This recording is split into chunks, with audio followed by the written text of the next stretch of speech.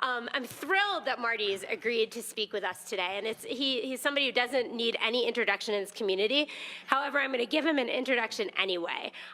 Having him speak today enables us to cavil about his leadership, because as we know, Marty worked tirelessly and led tirelessly as our president of Rodef Shalom for 4 years, giving his heart and his soul to this community, leading with tremendous vision and also always making space and inspiring and activating the many, many voices that call Rodef Shalom their home.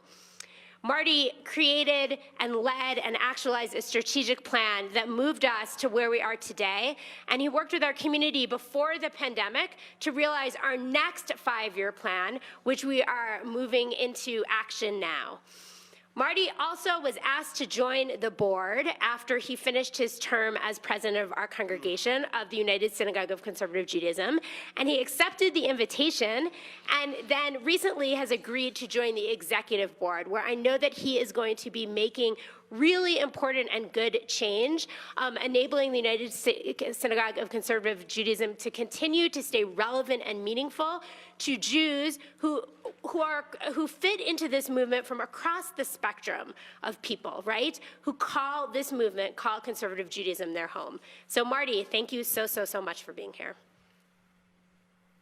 So thank you, Rabbi, and everybody, thank you. I'm happy to see so many fun faces. Shabbat Shalom and Chag Sameach. So I'm Marty Zimmerman, past president of Rodef, current executive committee member on Board of United Synagogue of Conservative Judaism. And I'm thrilled to welcome USCJ leadership to our amazing Rodef community. And I'm also excited to introduce our Rodef family to my friends who lead the conservative movement as well. For those of you who are new to Rodef or our guests today, just a brief overview. Rodef was started by a group of people in the mid-1950s. It was started when they left another synagogue. That synagogue actually had been part of the conservative movement, but they dropped their membership with the conservative movement because the conservative movement at the time was becoming too liberal. And too liberal at that time in the 50s was letting women have bat mitzvahs and actually promoting mixed seating. The irony is that that synagogue, which is still around today, they have both mixed seating and bat mitzvah. So all for naught, but we're grateful that we were founded. The key factor with our founders is that everything was about gender equality, egalitarianism, and community participation. That's what we were about. And as you will hear, our founders' belief in equality has continued today. And I'm proud to say Rodef Shalom is the longest continuous member of the conservative movement in all of Colorado. Because I have a unique perspective of being involved with both organizations, I want to discuss how the two organizations have intersected in the recent past and what benefits they bring to each other. So when I was president of Rodef, I was asked if we should remain a part of USCJ. And I'll be honest, I didn't really know anything about the organization. So my response was, do we get any benefit out of being part of this movement? Well, I learned then, and I've come to learn that the answer is definitely yes. But how has USCJ directly impacted Rodef? So the first area is our preschool. Many of you may know or not remember this. Our preschool wasn't always thriving. In fact, many times it was barely surviving. What turned it around was when Rodef was chosen by the Rose Community Foundation to participate in a special cohort of an early childhood initiative. USCJ partnered with Rose Community Foundation, provided funding, and ensured that Colorado's conservative synagogues received a spot in this phenomenal program.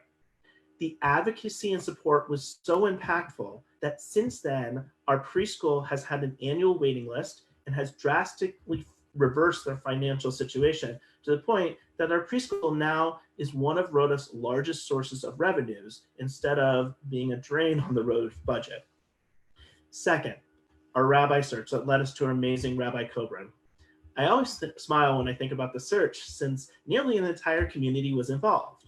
We had 35 active volunteers, more than 80 people participated in focus groups, and an additional 110 people filled out surveys and gave their opinions. And of course, we had the outcome with Rabbi Kobrin, which we all know is Beshert. But what you may not know is that our search was so successful because USCJ's support, and particularly the support of one of their staff people, a woman by the name of Mindy Gordon, who is the representative to the Central District in which Rodef Shalom lies. There were 3 different committees that reached out to Mindy for her guidance during this process, and she helped us navigate working with the Rabbinical Assembly, who at that time had some guidelines that were sometimes difficult to understand. Mindy also helped us develop a competitive job description. She checked on us multiple times throughout the process and connected us to the resources that we needed when we needed them most. And to expand this point, not just during the search, but through Mindy, Rodef also became aware of other services and resources that USCJ has provided, from access to legal and HR guidance and recommendations to invitations to leadership training programs called Sulam. And she also had 2 in-person visits to our synagogue to discuss strategic planning and best practices, meaning that she's been with us all along. Finally, this past year's high holiday services. So in June, July, and August, USCJ connected with more than 400 conservative synagogues each month. There was no roadmap for how to have high holiday services during a pandemic. So USCJ created one, and they provided access for our staff leadership and clergy to participate. And our leadership did. And I think we can all agree that high holiday services were meaningful and spiritual and engaging. And I know we all hope that we could be back together in our communal home next year. So in all 3 of those examples, USCJ helped Rodef so Rodef could better provide for our community. But the interesting thing is that USCJ's work was behind the scenes. It was invaluable to our staff leadership, but our community rarely, if ever, heard about the value of this organization that has really been a support and a guide for our congregation. And today, what we have built and what we're continuing to build, we are reaping the benefits of that support. Rodef Shalom's tagline is many voices, one community. We're a conservative synagogue that values tradition along with relevancy. We're authentic, we're dynamic. Now let me explain some things about what Rodef Shalom does that might be able to be replicated internationally or might benefit USCJ, so that this is a 2-way partnership and relationship. First, Rodef Shalom is not afraid to be politically active. We're okay standing up for just causes. Our members have many committees that address social action issues, such as food accessibility, basic rights advocacy, immigration reform, and more. Members are not required to participate, but they are encouraged to be active, engaged, advocate, and take the words of Torah to heart when it comes to caring for our fellow human beings. We're not afraid of polarization by politics, because to us, it's not about candidates, it's about the people around us in need, both in our Rodef community and in the greater Denver community.